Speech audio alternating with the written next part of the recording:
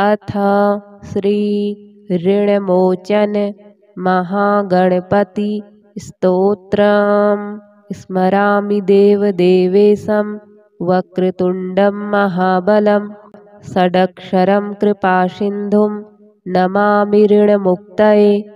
एकाक्षरं ह्येकदन्तम् एकं ब्रह्म सनातनम् एकमेवाद्वितीयं च नमामि ऋणमुक्तये। महागणपतिं देवं महासत्त्वं महाबलं महाविघ्नहरं शम्भोः नमामि ऋणमुक्तये। कृष्णाम्बरं कृष्णवर्णं कृष्णगन्धानुलेपनं कृष्णसर्वोपवीतं च नमामि ऋणमुक्तये। रक्ताम्बरं रक्तवर्णं रक्तगन्धानुलेपनं रक्तपुष्पप्रियं देवं नमामि ऋणमुक्तये। पीताम्बरं पीतवर्णं पीतगन्धानुलेपनं पीतपुष्पप्रियं देवं नमामि ऋणमुक्तये। धूम्राम्बरं धूम्रवर्णं धूम्रगन्धानुलेपनं होमधूमप्रियं देवं नमामि ऋणमुक्तये। भालनेत्रं भालचन्द्रं पाशाङ्कुशधरं विभुं चामरालङ्कृतं देवं नमामि ऋणमुक्तये। इदं ऋणहरं स्तोत्रं सन्ध्यायां यः पठेन्नरः षण्मासाभ्यन्तरेणैव ऋणमुक्तो भविष्यति। स्मरामि देवदेवेशं वक्रतुण्डं महाबलं षडक्षरं कृपासिन्धुं नमामि ऋणमुक्तये। एकाक्षरं ह्येकदन्तम् एकं ब्रह्म सनातनम् एकमेवाद्वितीयं च नमामि ऋणमुक्तये। महागणपतिं देवं महासत्त्वं महाबलं महाविघ्नहरं शम्भोः नमामि ऋणमुक्तये। कृष्णाम्बरं कृष्णवर्णं कृष्णगन्धानुलेपनं कृष्णसर्वोपवीतं च नमामि ऋणमुक्तये। रक्ताम्बरं रक्तवर्णं रक्तगन्धानुलेपनं रक्तपुष्पप्रियं देवं नमामि ऋणमुक्तये। पीताम्बरं पीतवर्णं पीतगन्धानुलेपनं पीतपुष्पप्रियं देवं नमामि ऋणमुक्तये। धूम्राम्बरं धूम्रवर्णं धूम्रगन्धानुलेपनं होमधूमप्रियं देवं नमामि ऋणमुक्तये। भालनेत्रं भालचन्द्रं पाशाङ्कुशधरं विभुं चामरालङ्कृतं देवं नमामि ऋणमुक्तये। इदं ऋणहरं स्तोत्रं सन्ध्यायां यः पठेन्नरः षण्मासाभ्यन्तरेणैव ऋणमुक्तो भविष्यति। स्मरामि देवदेवेशं वक्रतुण्डं महाबलं षडक्षरं कृपासिन्धुं नमामि ऋणमुक्तये। एकाक्षरं ह्येकदन्तम् एकं ब्रह्म सनातनम् एकमेवाद्वितीयं च नमामि ऋणमुक्तये। महागणपतिं देवं महासत्त्वं महाबलं महाविघ्नहरं शम्भोः नमामि ऋणमुक्तये।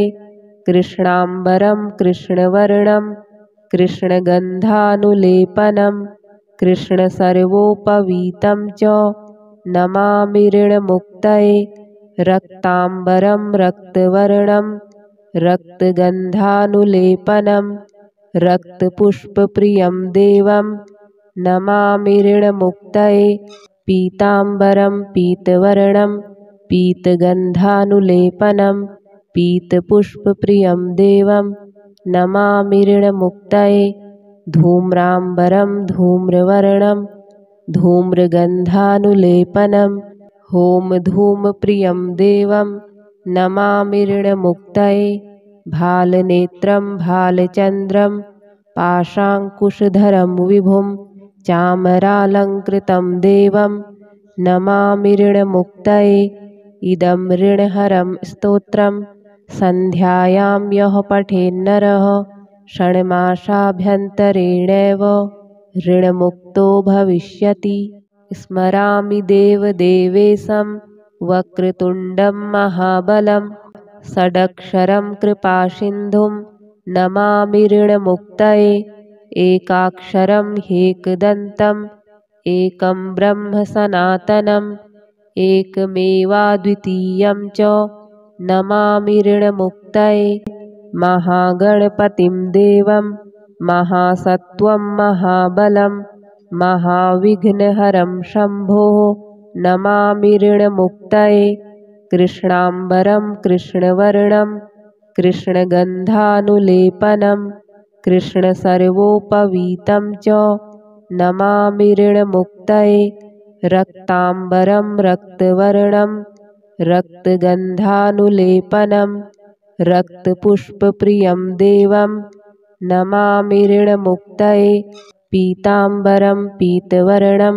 पीतगन्धानुलेपनं पीतपुष्पप्रियं देवं नमामि ऋणमुक्तये धूम्राम्बरं धूम्रवर्णं धूम्रगन्धानुलेपनं होमधूमप्रियं देवं नमामि ऋणमुक्तये भालनेत्रं भालचन्द्रं पाशाङ्कुशधरं विभुं चामरालङ्कृतं देवं नमामि ऋणमुक्तये इदं ऋणहरं स्तोत्रं सन्ध्यायां यः पठेन्नरः षण्मासाभ्यन्तरेणैव ऋणमुक्तो भविष्यति। स्मरामि देवदेवेशं वक्रतुण्डं महाबलं षडक्षरं कृपासिन्धुं नमामि ऋणमुक्तये एकाक्षरं ह्येकदन्तम् एकं ब्रह्म सनातनम् एकमेवाद्वितीयं च नमामि ऋणमुक्तये महागणपतिं देवं महासत्त्वं महाबलं महाविघ्नहरं शम्भोः नमामि ऋणमुक्तये कृष्णाम्बरं कृष्णवर्णं कृष्णगन्धानुलेपनं कृष्णसर्वोपवीतं च नमामि ऋणमुक्तये रक्ताम्बरं रक्तवर्णं रक्तगन्धानुलेपनं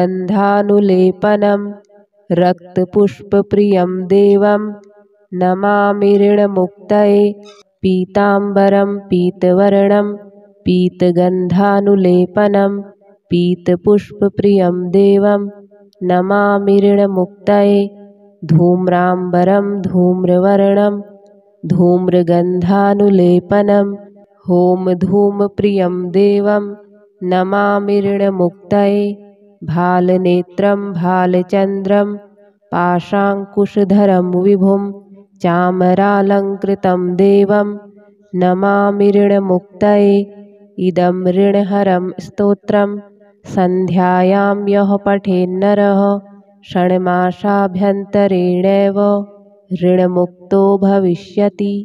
स्मरामि देवदेवेशं वक्रतुण्डं महाबलं षडक्षरं कृपासिन्धुं नमामि ऋणमुक्तये एकाक्षरं ह्येकदन्तम् एकं ब्रह्म सनातनम् एकमेवाद्वितीयं च नमामि ऋणमुक्तये महागणपतिं देवं महासत्त्वं महाबलं महाविघ्नहरं शम्भोः नमामि ऋणमुक्तये कृष्णाम्बरं कृष्णवर्णं कृष्णगन्धानुलेपनं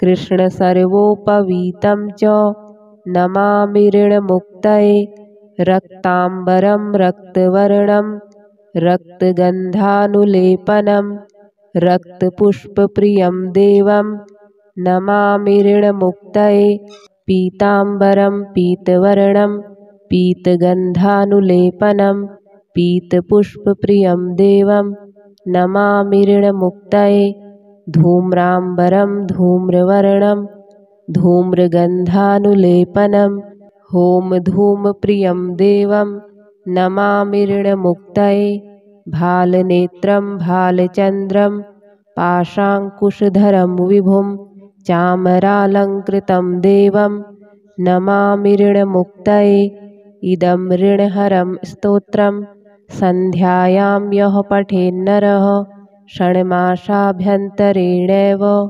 ऋणमुक्तो भविष्यति। स्मरामि देवदेवेशं वक्रतुण्डं महाबलं षडक्षरं कृपासिन्धुं नमामि ऋणमुक्तये एकाक्षरं ह्येकदन्तम् एकं ब्रह्म सनातनम् एकमेवाद्वितीयं च नमामि ऋणमुक्तये महागणपतिं देवं महासत्त्वं महाबलं महाविघ्नहरं शम्भोः नमामि ऋणमुक्तये कृष्णाम्बरं कृष्णवर्णं कृष्णगन्धानुलेपनं कृष्णसर्वोपवीतं च नमामि ऋणमुक्तये रक्ताम्बरं रक्तवर्णं रक्तगन्धानुलेपनं रक्तपुष्पप्रियं देवं नमामि ऋणमुक्तये पीताम्बरं पीतवर्णं पीतगन्धानुलेपनं पीतपुष्पप्रियं देवं नमामि ऋणमुक्तये धूम्राम्बरं धूम्रवर्णं धूम्रगन्धानुलेपनं होमधूमप्रियं देवं नमामि ऋणमुक्तये भालनेत्रं भालचन्द्रं पाशाङ्कुशधरं विभुं चामरालङ्कृतं देवं नमामि ऋणमुक्तये इदं ऋणहरं स्तोत्रं सन्ध्यायां यः पठेन्नरः षण्मासाभ्यन्तरेणैव ऋणमुक्तो भविष्यति।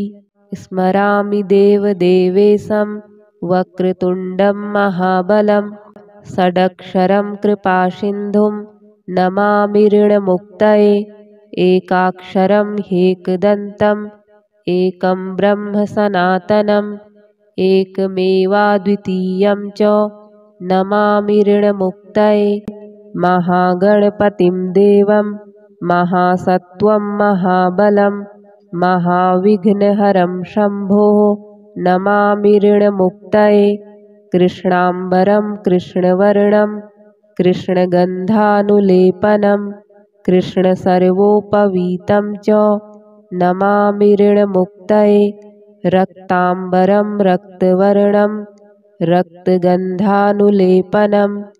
रक्तपुष्पप्रियं देवं नमामि ऋणमुक्तये पीताम्बरं पीतवर्णं पीतगन्धानुलेपनं पीतपुष्पप्रियं देवं नमामि ऋणमुक्तये धूम्राम्बरं धूम्रवर्णं धूम्रगन्धानुलेपनं होमधूमप्रियं देवं नमामि ऋणमुक्तये भालनेत्रं भालचन्द्रं पाशाङ्कुशधरं विभुं चामरालङ्कृतं देवं नमामि ऋणमुक्तये इदं ऋणहरं स्तोत्रं सन्ध्यायां यः पठेन्नरः षण्मासाभ्यन्तरेणैव ऋणमुक्तो भविष्यति।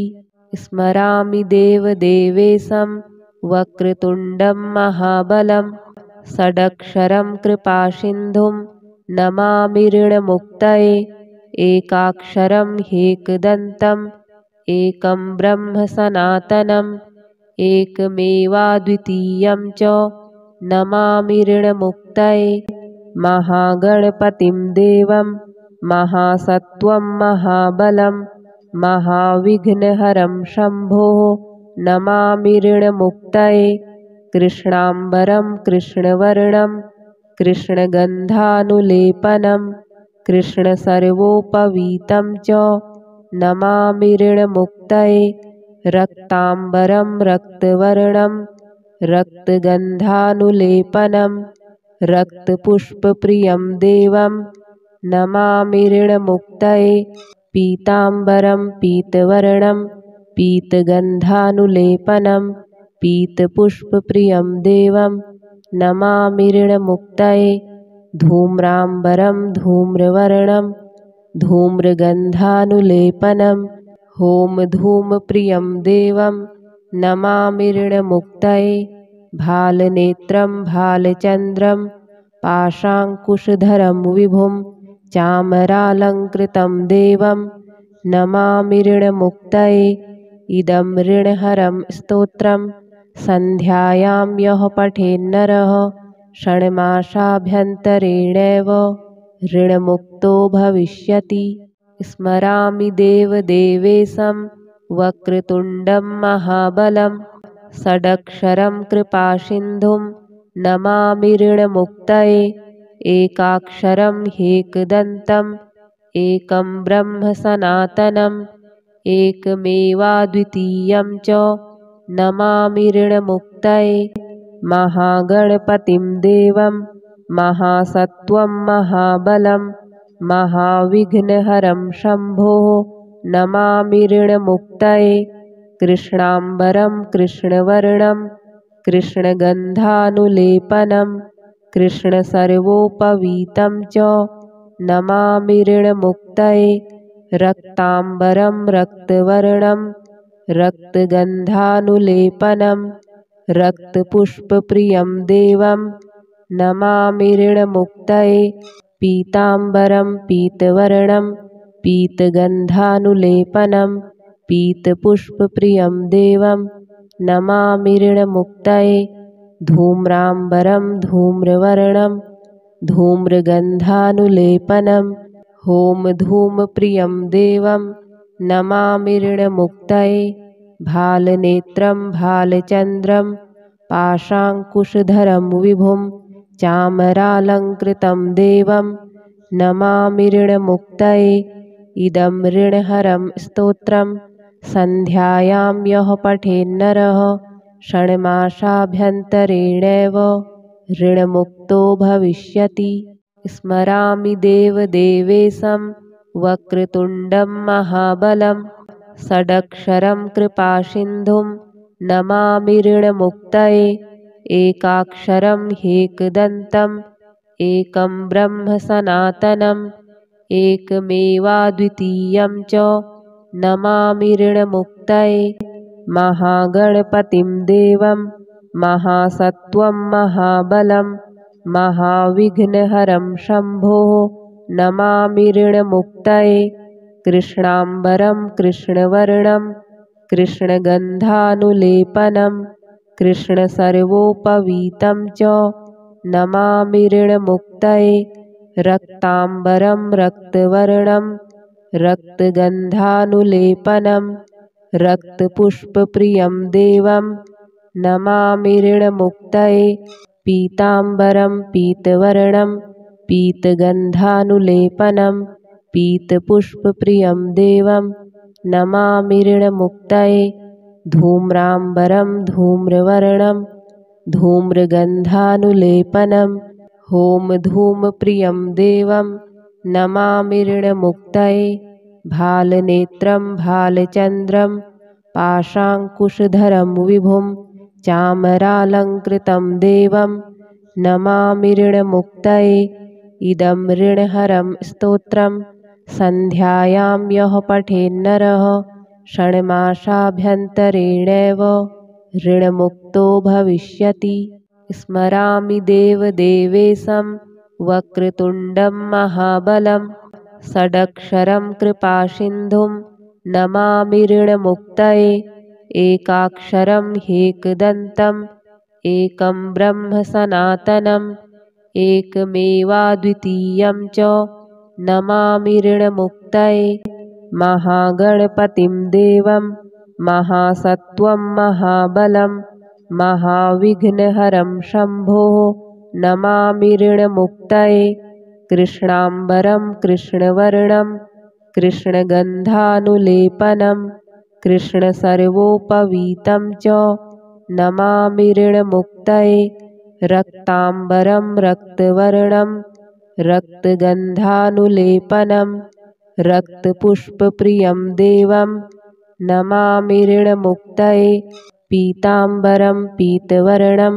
पीतगन्धानुलेपनं पीतपुष्पप्रियं देवं नमामि ऋणमुक्तये धूम्राम्बरं धूम्रवर्णं धूम्रगन्धानुलेपनं होमधूमप्रियं देवं नमामि ऋणमुक्तये भालनेत्रं भालचन्द्रं पाशाङ्कुशधरं विभुं चामरालङ्कृतं देवं नमामि ऋणमुक्तये इदं ऋणहरं स्तोत्रं सन्ध्यायां यः पठेन्नरः षण्मासाभ्यन्तरेणैव ऋणमुक्तो भविष्यति। स्मरामि देवदेवेशं वक्रतुण्डं महाबलं षडक्षरं कृपासिन्धुं नमामि ऋणमुक्तये एकाक्षरं ह्येकदन्तम् एकं ब्रह्म सनातनम् एकमेवाद्वितीयं च नमामि ऋणमुक्तये महागणपतिं देवं महासत्त्वं महाबलं महाविघ्नहरं शम्भोः नमामि ऋणमुक्तये कृष्णाम्बरं कृष्णवर्णं कृष्णगन्धानुलेपनं कृष्णसर्वोपवीतं च नमामि ऋणमुक्तये रक्ताम्बरं रक्तवर्णं रक्तगन्धानुलेपनं रक्तपुष्पप्रियं देवं नमामि ऋणमुक्तये पीताम्बरं पीतवर्णं पीतगन्धानुलेपनं पीतपुष्पप्रियं देवं नमामि ऋणमुक्तये धूम्राम्बरं धूम्रवर्णं धूम्रगन्धानुलेपनं होमधूमप्रियं देवं नमामि ऋणमुक्तये भालनेत्रं भालचन्द्रं पाशाङ्कुशधरं विभुं चामरालङ्कृतं देवं नमामि ऋणमुक्तये इदं ऋणहरं स्तोत्रं सन्ध्यायां यः पठेन्नरः षण्मासाभ्यन्तरेणैव ऋणमुक्तो भविष्यति।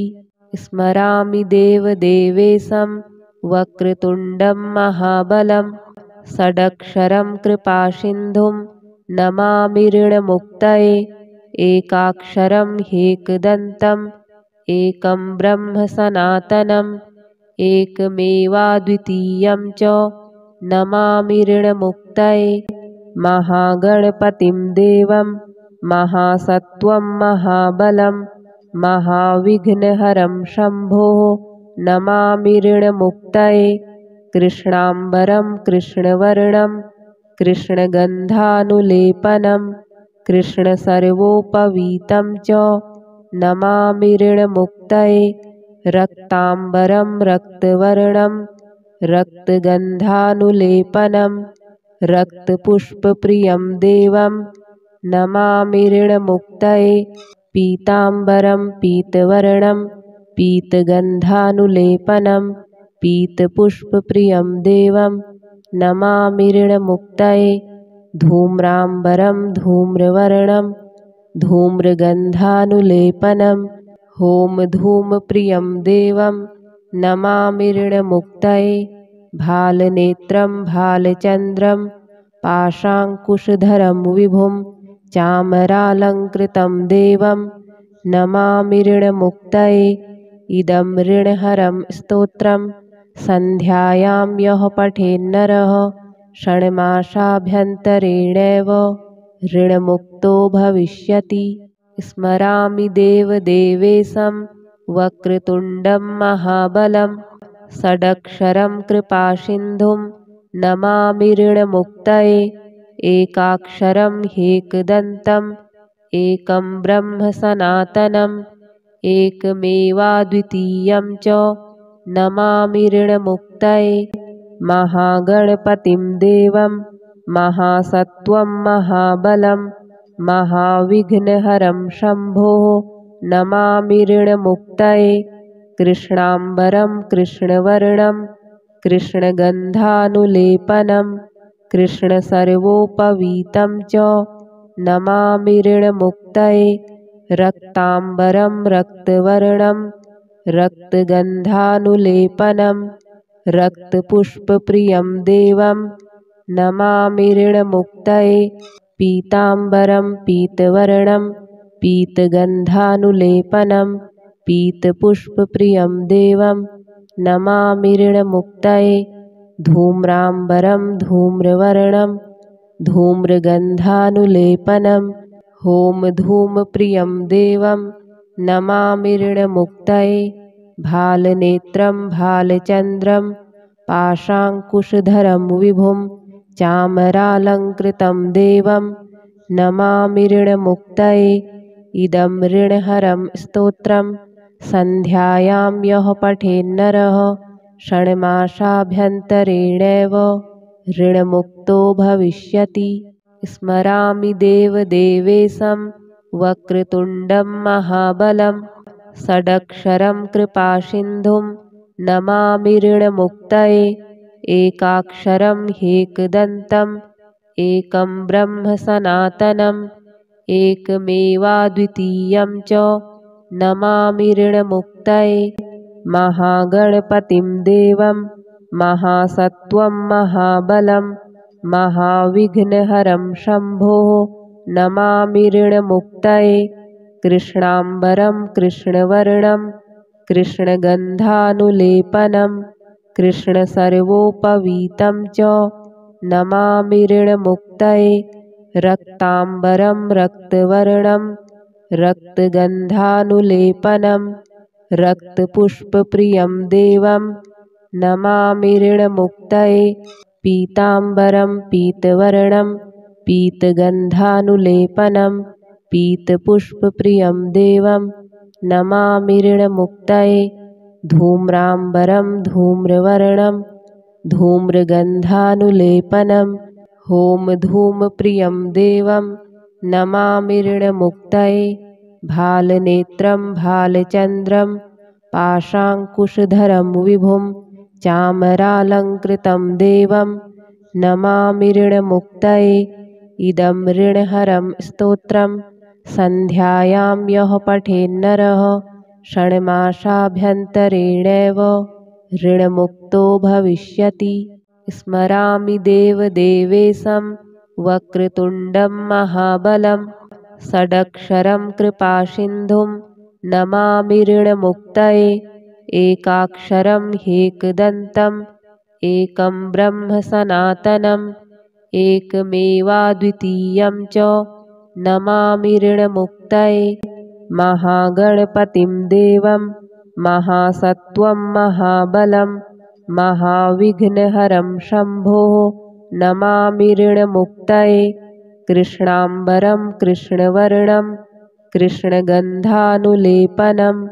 कृष्णसर्वोपवीतं च नमामि ऋणमुक्तये रक्ताम्बरं रक्तवर्णं रक्तगन्धानुलेपनं रक्तपुष्पप्रियं देवं नमामि ऋणमुक्तये पीताम्बरं पीतवर्णं पीतगन्धानुलेपनं पीतपुष्पप्रियं देवं नमामि ऋणमुक्तये धूम्राम्बरं धूम्रवर्णं धूम्रगन्धानुलेपनं होमधूमप्रियं देवं नमामि ऋणमुक्तये भालनेत्रं भालचन्द्रं पाशाङ्कुशधरं विभुं चामरालङ्कृतं देवं नमामि ऋणमुक्तये इदं ऋणहरं स्तोत्रं सन्ध्यायां यः पठेन्नरः षण्मासाभ्यन्तरेणैव ऋणमुक्तो भविष्यति।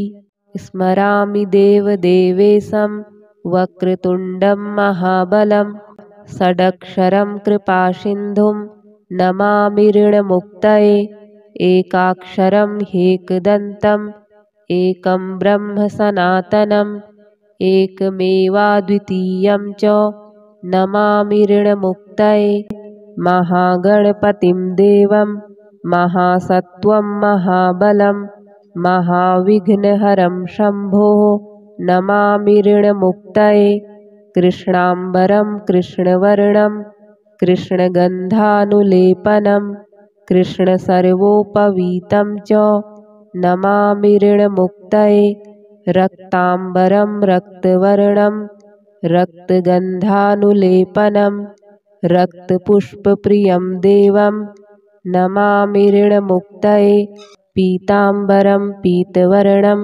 पीतगन्धानुलेपनं पीतपुष्पप्रियं देवं नमामि ऋणमुक्तये धूम्राम्बरं धूम्रवर्णं धूम्रगन्धानुलेपनं होमधूमप्रियं देवं नमामि ऋणमुक्तये भालनेत्रं भालचन्द्रं पाशाङ्कुशधरं विभुं चामरालङ्कृतं देवं नमामि ऋणमुक्तये इदं ऋणहरं स्तोत्रं सन्ध्यायां यः पठेन्नरः षण्मासाभ्यन्तरेणैव ऋणमुक्तो भविष्यति। स्मरामि देवदेवेशं वक्रतुण्डं महाबलं षडक्षरं कृपासिन्धुं नमामि ऋणमुक्तये एकाक्षरं ह्येकदन्तम् एकं ब्रह्म सनातनम् एकमेवाद्वितीयं च नमामि ऋणमुक्तये महागणपतिं देवं महासत्त्वं महाबलं महाविघ्नहरं शम्भोः नमामि ऋणमुक्तये कृष्णाम्बरं कृष्णवर्णं कृष्णगन्धानुलेपनं कृष्णसर्वोपवीतं च नमामि ऋणमुक्तये रक्ताम्बरं रक्तवर्णं रक्तगन्धानुलेपनं रक्तपुष्पप्रियं देवं नमामि ऋणमुक्तये पीताम्बरं पीतवर्णं पीतगन्धानुलेपनं पीतपुष्पप्रियं देवं नमामि ऋणमुक्तये धूम्राम्बरं धूम्रवर्णं धूम्रगन्धानुलेपनं होमधूमप्रियं देवं नमामि ऋणमुक्तये भालनेत्रं भालचन्द्रं पाशाङ्कुशधरं विभुं चामरालङ्कृतं देवं नमामि ऋणमुक्तये इदं ऋणहरं स्तोत्रं सन्ध्यायां यः पठेन्नरः षण्मासाभ्यन्तरेणैव ऋणमुक्तो भविष्यति।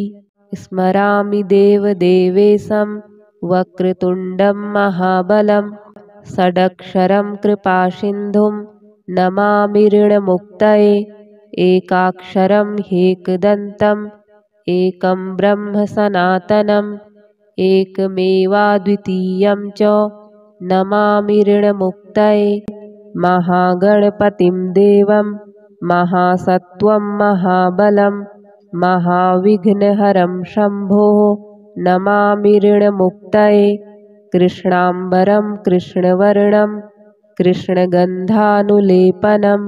कृष्णसर्वोपवीतं च नमामि ऋणमुक्तये रक्ताम्बरं रक्तवर्णं रक्तगन्धानुलेपनं रक्तपुष्पप्रियं देवं नमामि ऋणमुक्तये पीताम्बरं पीतवर्णं पीतगन्धानुलेपनं पीतपुष्पप्रियं देवं नमामि ऋणमुक्तये धूम्राम्बरं धूम्रवर्णं धूम्रगन्धानुलेपनं होमधूमप्रियं देवं नमामि ऋणमुक्तये भालनेत्रं भालचन्द्रं पाशाङ्कुशधरं विभुं चामरालङ्कृतं देवं नमामि ऋणमुक्तये इदं ऋणहरं स्तोत्रं सन्ध्यायां यः पठेन्नरः षण्मासाभ्यन्तरेणैव ऋणमुक्तो भविष्यति।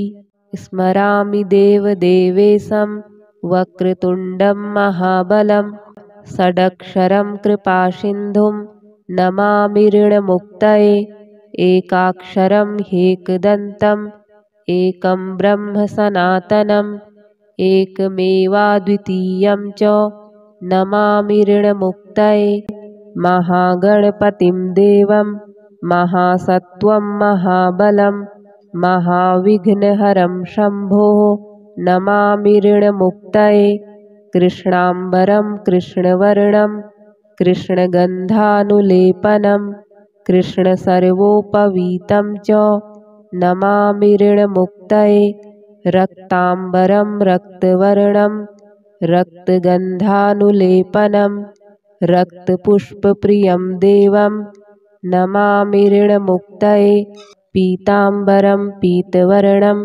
पीतगन्धानुलेपनं पीतपुष्पप्रियं देवं नमामि ऋणमुक्तये धूम्राम्बरं धूम्रवर्णं धूम्रगन्धानुलेपनं होमधूमप्रियं देवं नमामि ऋणमुक्तये भालनेत्रं भालचन्द्रं पाशाङ्कुशधरं विभुं चामरालङ्कृतं देवं नमामि ऋणमुक्तये इदं ऋणहरं स्तोत्रं सन्ध्यायां यः पठेन्नरः षण्मासाभ्यन्तरेणैव ऋणमुक्तो भविष्यति।